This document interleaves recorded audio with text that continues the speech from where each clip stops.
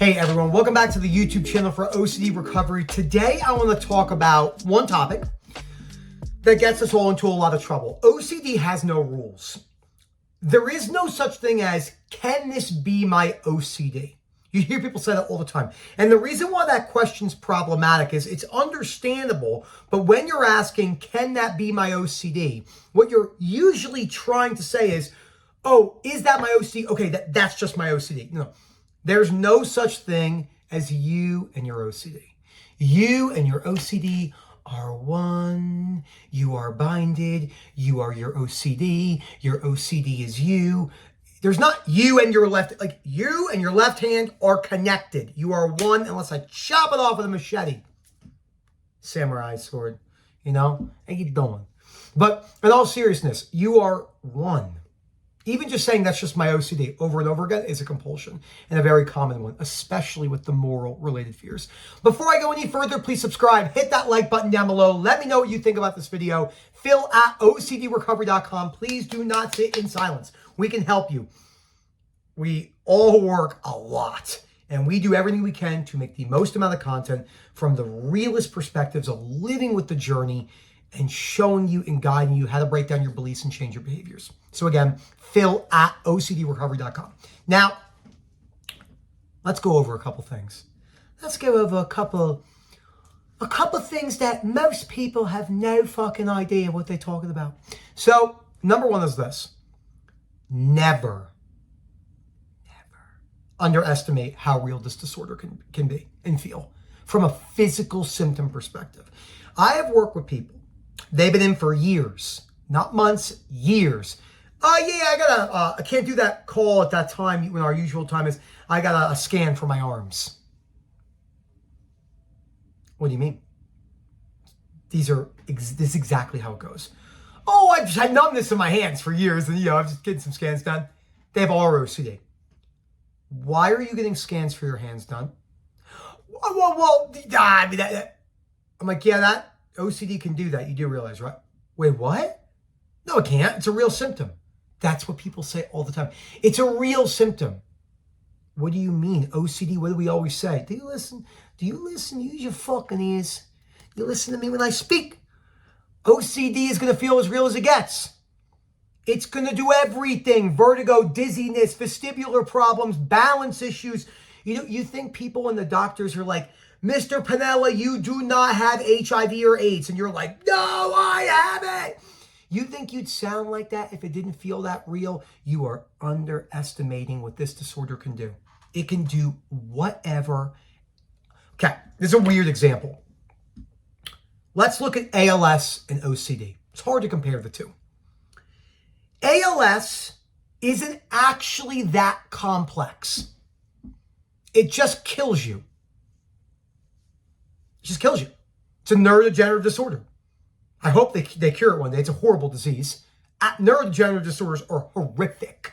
Like my dad died stage 4 pancreatic cancer, basically died in front of me. He was this color. That's how jaundiced he was. He wasn't that color. That'd been trippy as fuck. He was that color. So complexity, sure. I'm not a neurologist, but it just degenerates your nervous system and you die. Horrible death. OCD is far more intelligent. Sure, it might not kill you. Do, unfortunately, people end their lives because of mental health suffering? Unfortunately, yes. That's why I'm so fucking dedicated to making content. That's why I make as much content as I do. That's why I work the hours I work, because I want to help save as many lives as I can and show them that there's hope. None of this wishy-washy nonsense. We're talking realness here. How you doing, baby? The real shit you got to hear. A.K.A. life isn't fair. A.K.A. you put all the work in. OCD can just morph it up on you because it has no rules. Zero. No, I read the books. I put the work in. I had a one-night stand. Now I'm convinced I got fucking herpes. That's what it does. So it does. You have a disorder. You have a disorder of the brain.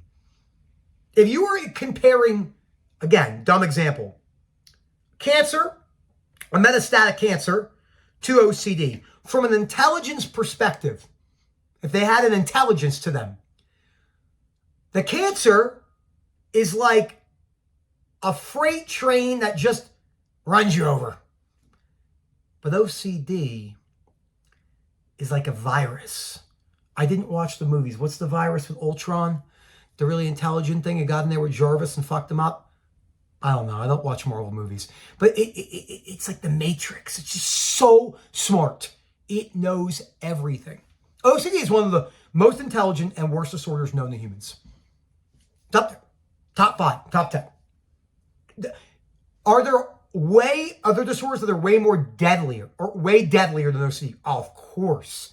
Again, ALS, Parkinson's, neurodegenerative, Alzheimer's, ataxia, spinocerebellar ataxia. I can never say that word. It's 13 versions of them. SCA 1 through 13. Had a couple patients in my chiropractic with it. Fun fact, one of the reasons why I can't say stuff like cerebellar, we just got it done on my tongue. I never got my tongue tied. My tongue tied fixed. They did, but like, look at this. Everyone makes fun of me. This is as far as I could stick my tongue out. I'm not joking. So like words like spinocerebellar, like it's hard for me because people are like, why don't you go and get the tongue? Because I'm dumb. Because I have an IQ of this pen. Okay, I don't want to deal with it. So, fun fact, you learn something about me every day. But anyway, it's a very, very intelligent disorder. And again, it has zero rules and it is boundless. Never underestimate what this disorder can do. And B, you have no idea how many compulsions you're doing, not even realizing you're doing it. I had someone yesterday who's been stuck with anger, resentment, and rage for basically 3 years and said, and I quote, "Do you think that my OCD could be doing this?" Yes, because I had it. Wait, what? Agitation? Yes. Where's the agitation? You're solving. Where's the agitation coming from? You don't need to know where this stuff is coming from. You have to sit with that uncertainty. Yeah, but if I don't figure out where it's coming from, how am I going to get better? That's what's getting you into trouble. Do not underestimate this disorder. It is going to confuse you. It is going to feel real. It is 1,000 bajillion quadrillion times smarter than you and I will ever be. It knows your deepest, darkest fears. If there is a soul, it is residing in the cellular function of your motherfucking soul, and it knows everything that you were afraid of. You think you're going to be able to just say, well, thoughts are thoughts. Maybe, maybe not. What? That is ridiculous. That's me chopping your leg up with a chainsaw and going, I got a Tylenol here somewhere. Like, no, it's not going to work. You have to wake up. It's time to use your brain. Common sense is no longer common. That's why when I'm talking to people in the mental health world, I feel like my IQ is getting smaller and smaller. Especially when I'm talking to people that are like, yeah, I really understand OCD. You have no idea what you're talking about. None. Zero. Zilch. Nada. Number below 1. 0. Number above -1. 0. No idea. You have no clue. Zilch. Explain to me a complex case of sensory motor OCD where it's presenting with smells and they're convinced they have empty nose syndrome. How would you get that person better? You have no idea. You do not know and you will not know because it feels so real. You cannot know unless you have OCD. We all need a good rant sometimes. Okay? No, it's really funny too. People say this to me. Like, well, when you accept people, don't you become a robot and you just never... No. You're still a human. That means you can never watch comedy ever again. Comedy is shit talking.